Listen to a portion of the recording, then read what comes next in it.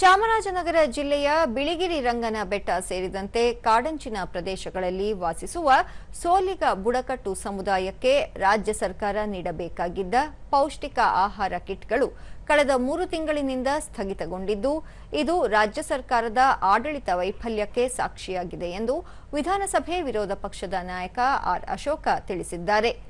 ಈ ಕುರಿತು ಸಾಮಾಜಿಕ ಜಾಲತಾಣದಲ್ಲಿ ಮಾಹಿತಿ ಹಂಚಿಕೊಂಡಿರುವ ಅವರು, ಬರ, ಉದ್ಯೋಗದ ಕೊರತೆ ಜೊತೆಗೆ ಸರ್ಕಾರದ ನಿರ್ಲಕ್ಷ್ಯದಿಂದ ಪೌಷ್ಟಿಕ ಆಹಾರವೂ ಸಿಗದ ಪರಿಸ್ಥಿತಿ ನಿರ್ಮಾಣವಾಗಿದೆ. ಇದರ ಪರಿಣಾಮವಾಗಿ ಸೋಲಿಗ ಕುಟುಂಬಗಳು ಬದುಕಿಗಾಗಿ ವಲಸೆ ಹೋಗುತ್ತಿದ್ದು, ಅವರ ಮಕ್ಕಳು ಶಾಲೆ ತೊರೆಯುವ ಪರಿಸ್ಥಿತಿ ಎದುರಾಗಿದೆ ಎಂದು ಹೇಳಿದ್ದಾರೆ.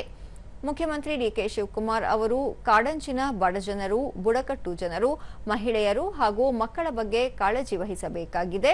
ರಾಜ್ಯಾದ್ಯಂತ ದುರ್ಬಲ ವರ್ಗದ ಜನರಿಗೆ ಪೌಷ್ಟಿಕ ಆಹಾರ ತಲುಪಿಸಲು ಅಗತ್ಯ ಕ್ರಮ ಕೈಗೊಳ್ಳಬೇಕಾಗಿದೆ.